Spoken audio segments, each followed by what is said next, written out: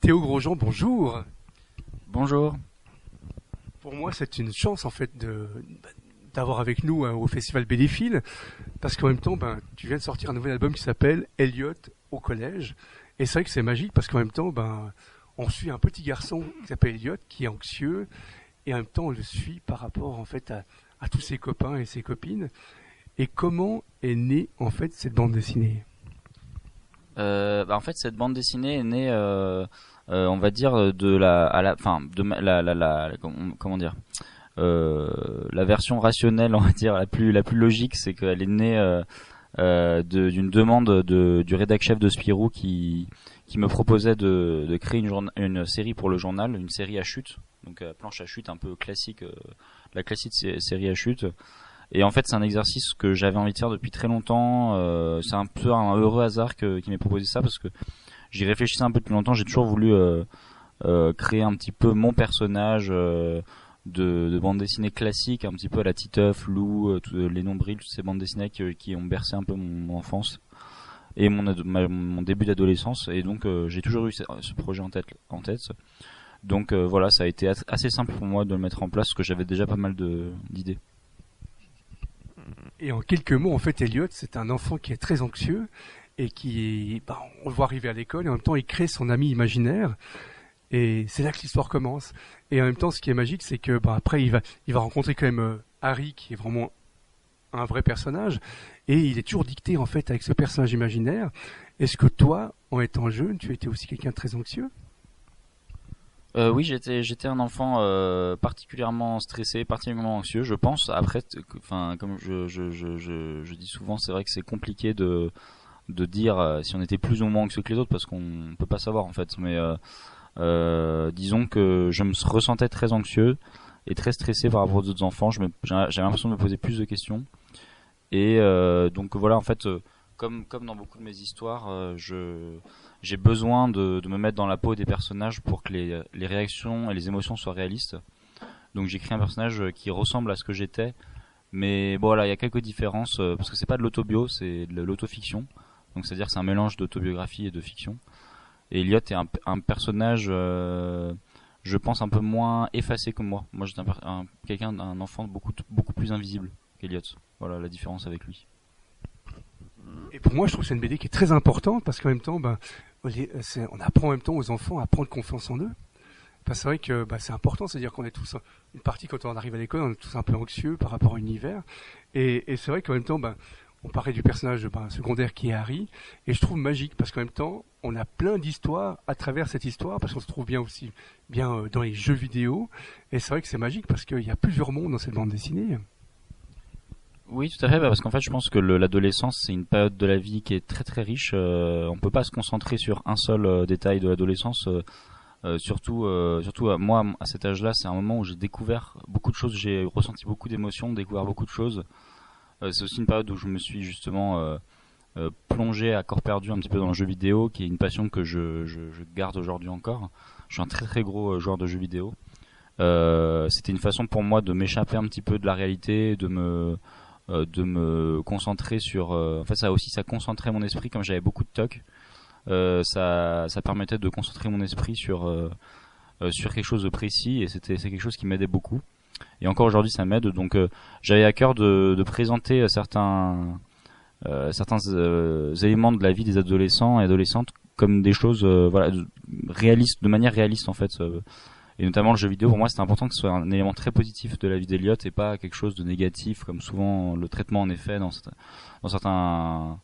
pas toujours, c'est de moins en moins le cas, mais ça a été longtemps quelque chose qui a été traité de manière assez négative, assez idiote en fait, c'est souvent quelque chose d'idiot, le jeu vidéo, ce qui, je pense, n'est pas le cas. Donc pour moi, c'était très important de pas donner cette impression-là, et c'est vrai que j'ai entre guillemets sur Elliot, j'ai trop d'idées, c'est-à-dire que souvent c'est le premier projet où je dois beaucoup trier.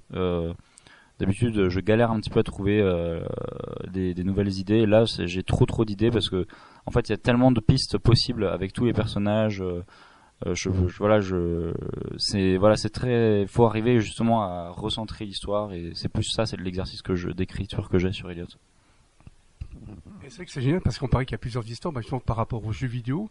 Ce qui est très très rigolo, c'est qu'en même temps, on voit qu'il il veut jouer à des super jeux, et en même temps, sans le vouloir, en fait, Elliot, d'un seul coup, il arrive à tomber dans l'énigme et malheureusement va casser en fait la partie.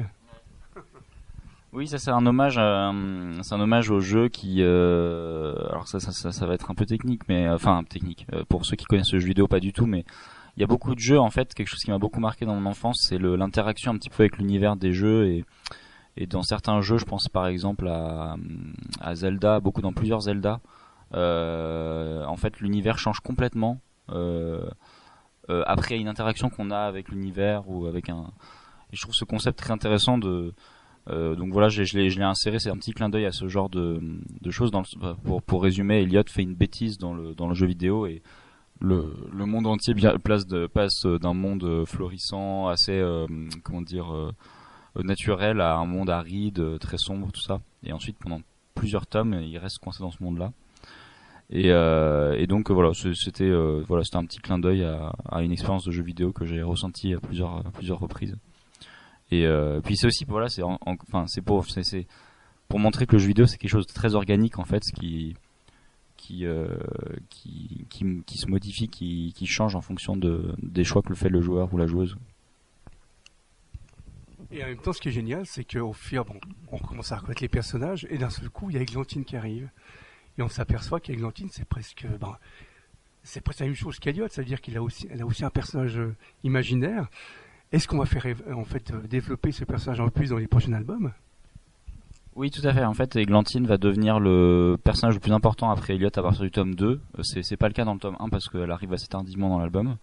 Mais en fait, l'idée d'Églantine, c'est qu'en fait, j'ai toujours été agacé par les personnages féminins classiques entre guillemets des vieilles séries franco-belges surtout, parce que c'est pas toujours le cas, mais il y a souvent un personnage féminin qui est juste là pour être séduite par le héros, et je trouve ça un peu dommage, qu'il n'y a pas vraiment de personnalité. Et du coup, j'ai une idée pour Elliot, c'est que j'allais aller dans cette direction-là pour aller dans ce sens-là. Et alors je vais pas spoiler parce que c'est dans longtemps, mais les choses n'ont pas du tout se passer comme on l'imaginait. Donc ça commence comme le classique amour du héros, etc. Et en fait, le personnage d'Églantine va avoir vraiment sa propre vie à partir du tome 2, et ce qu'on peut imaginer de cette relation va pas se passer comme ça devait se passer. Et le personnage d'Églantine va devenir un personnage à part entière de la BD et va prendre beaucoup plus d'ampleur. À partir du tome 2, il y a beaucoup de pages où Elliot n'est pas dans l'album, où on est juste du point de vue d'Églantine.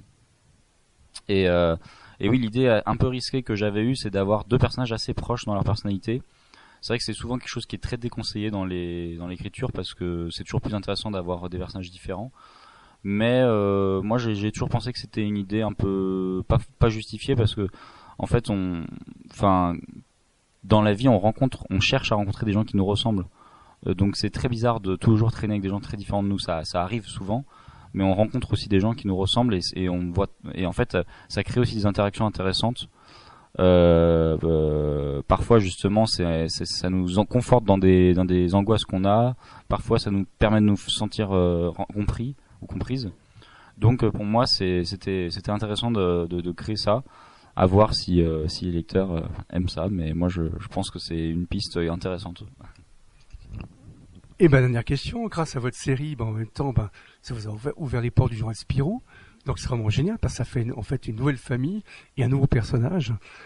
Comment est-ce que vous avez en fait vécu ce côté-là? Parce que c'est vrai que vous venez d'une école de bande dessinée et d'un seul coup se trouver au journal Spirou, c'est un peu le côté, c'est un peu le Graal, c'est un peu la magie.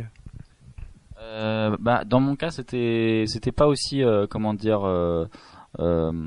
exaltant, pas dans le sens où je suis pas content d'être dans le journal Spirou, pas du tout, mais c'est juste que en fait j'avais déjà publié plusieurs bandes dessinées avant, et j'avais déjà connu une de mes bandes dessinées avant avait connu un petit succès, donc j'étais, on va dire, déjà assez confiant dans mon parcours, même si voilà, j'avais plein de stress et d'angoisse liés à tout ça, mais j'avais quand même gagné de la confiance en moi pour ce projet précédent.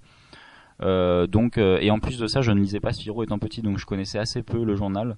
C'est pas un journal que je connais très bien, j'étais plus Cho moi que Spirou, si on peut opposer les deux journaux à l'époque. Maintenant il reste que Spirou quasiment, enfin non, Cho est revenu, mais je crois que c'est quand même pas, il a plus de difficultés à se maintenir. Donc voilà, tout ça pour dire que Spirou, ça représentait pas vraiment quelque chose pour moi, mais je voyais ça comme une grande institution et j'étais content d'en faire partie. Et du coup, c'était à la fois, voilà, j'ai pas de, comment dire, j'ai pas de souvenirs reliés à ce journal-là, j'ai pas de nostalgie particulière. Et du coup, je pense que c'est plutôt pas mal dans le sens où du coup, je n'ai pas d'attente. Je fais ce que j'ai envie de faire, quoi. Je me dis pas, il faut que ça soit telle série, tel truc. Non, je réfléchis sans me questionner sur est-ce que ça a sa place dans le journal ou pas. Je le connais pas en fait vraiment, et je le connais depuis peu. Donc, je pense que pour moi, c'est plutôt une chance dans le sens où ça m'évite de trop me coller à quelque chose qui existe déjà. Voilà l'idée. Alors Théo Grosjean, je vous remercie beaucoup d'avoir passé un moment avec nous, et puis à tout bientôt pour les prochaines lectures. Merci beaucoup et à bientôt aussi. Merci d'avoir pris ce temps pour moi.